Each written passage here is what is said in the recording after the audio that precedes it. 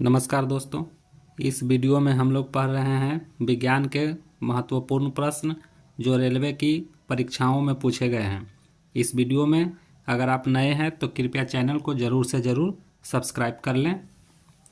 आज का पहला प्रश्न है, गति के प्रथम नियम से परिभाषा मिलता है। किस चीज़ की परिभाषा मिलती है दोस्तों? तो गति के नियम के प्रथम नियम से हमें जड़त्व की परिभाषा मिलती है, जो कि चारों ऑप्शन में कहीं नहीं दिया गया है, अतः इसका आंसर स्टार लगा करके दिया गया है। इसकी व्याख्या देखते हैं। गति का प्रथम नियम अर्थात न्यूटन का गति प्रथम नियम से जड़त्व के नियम का परिभाषा मिलता है। अगला प्रश्न है, द्रव्यमान और त्वरण का गुणनफल। तो आप जानते हैं द्रव्यमान तथा त्वरण का गुणनफल जिसे हम बल जानते हैं, अतः सही ऑप्शन हो जाएगा बी। न्यूटन के गति विषयक द्वितीय नियम के अनुसार किसी वस्तु के द्रव्यमान तथा त्वरण का गुणनफल वस्तु पर आरोपित बल के बराबर होता है, अर्थात बल बराबर द्रव्यमान गुणे त्वरण। बल का मात्रक न्यूटन होता है। अगला प्रश्न है, द्रव्यमान और वेग का गुणनफल क्या कहलाता है? तो द्रव्यमान और वेग का गुणनफल संवेग कहलाता है दोस्तों। संवेग बराबर द्रव्यमान गुणे वेग। अगला प्रश्न है, दाब की एसआई मात्रक क्या है?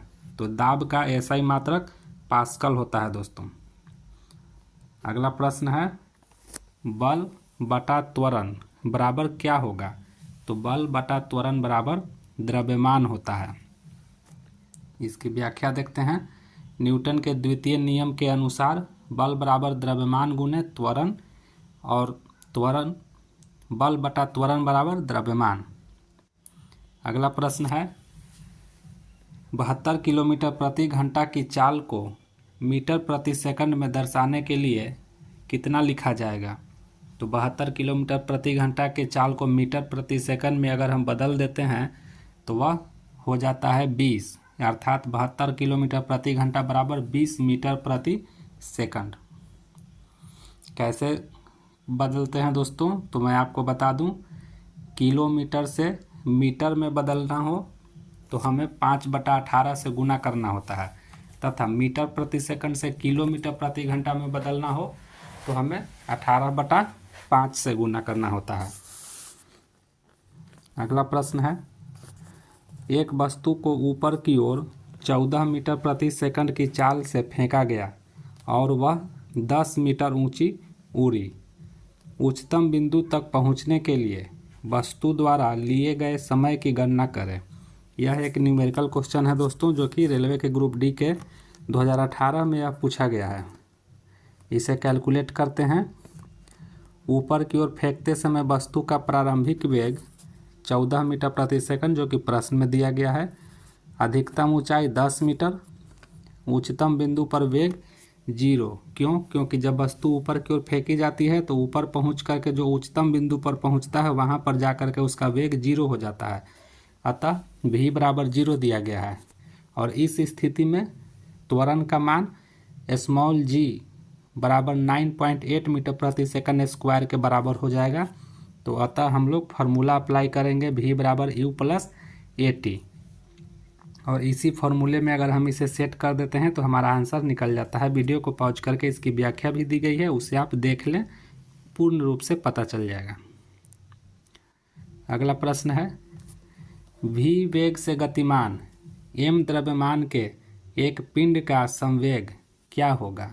तो v वेग से गतिमान m द्रव्यमान के एक पिंड का संवेग m भी होगा, जैसा कि संवेग बराबर होता है द्रव्यमान गुणे वेग, अर्थात m v।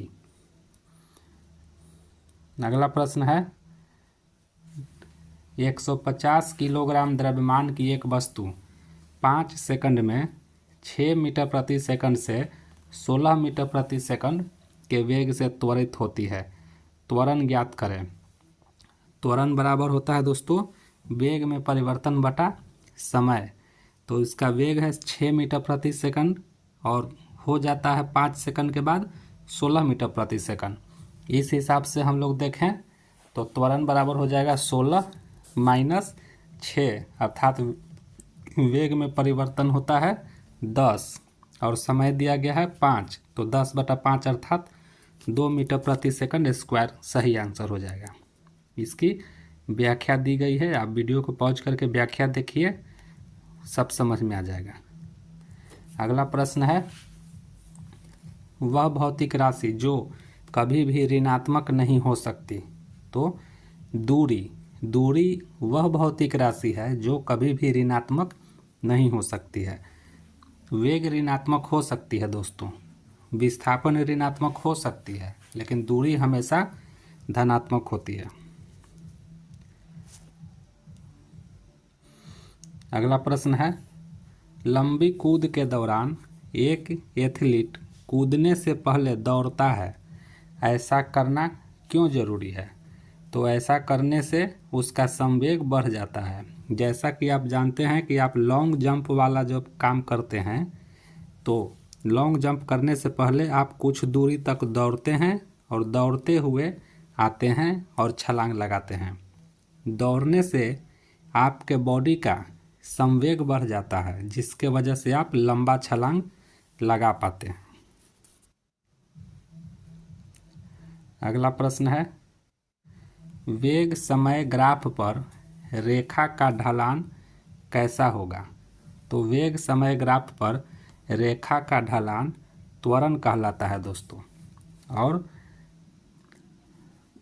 यहाँ पर आप देखते हैं वेग और समय के ग्राफ बनाने से हमें त्वरण का ग्राफ मिलता है, जबकि विस्थापन और समय का ग्राफ बनाने से हमें वेग का ग्राफ मिलता है। आप इन दोनों को याद रखेंगे। अगला प्रश्न है, एक सदिश राशि में परिमाण और दिशा दोनों होते हैं, जबकि अदिश राशि में केवल परिमाण होता है और दिशा नहीं होती। निम्न में से कौन एक सदिश राशि है? 4 ऑप्शन दिए गए हैं दोस्तों, चारों में कौन सदिश राशि है? ऊर्जा एक अदिश राशि है। कार्य भी एक अदिश राशि है। गति भी एक अदिश राशि है। विस्थापन इसका सही आंसर होगा दोस्तों, क्योंकि विस्थापन एक सदिश राशि है। अगला प्रश्न है, स्मॉल जी का मान कहाँ पर कैसा होता है? हमारा प्रश्न ये है, स्मॉल जी का मान। पहला ऑप्शन है विषुवत रेखा पर अधिक और ध्रुवों पर कम होता है, जो कि बिल्कुल गलत है। जी का मान विषुवत रेखा पर कम और ध्रुवों पर अधिक होता है। दूसरा ऑप्शन, पृथ्वी के केंद्र की ओर जाने पर कम हो जाता है। बिल्कुल सही। जैसे जैसे हम पृथ्वी के सतह से पृथ्वी के केंद्र की ओर जाते हैं, वैसे वैसे जी का मान कम होता जाता है, जो कि मेरा सही आंसर हो जाएगा। अगला प्रश्न है, का एसआई मात्रक न्यूटन है? किसका एसआई मात्रक न्यूटन होता है दोस्तों? तो बल का एसआई मात्रक न्यूटन होता है, तथा वजन का भी एसआई मात्रक न्यूटन होता है। वजन जिसे हम भार के नाम से भी जानते हैं, यानी भार और बल दोनों का एसआई मात्रक न्यूटन ही होता है। अगला प्रश्न है, मंदन क्या है? तो मंदन ऋणात्मक त्वरण को कहते हैं। सही आंसर डी हो जाएगा। ऋणात्मक त्वरण को ही हम लोग मंदक कहते हैं। अगला प्रश्न है, किसी गेंद को यदि ऊपर की ओर 25 मीटर प्रति सेकंड के प्रारंभिक वेग से फेंका जाए तो इसे अपने उच्चतम बिंदु तक पहुंचने में कितना समय लगेगा?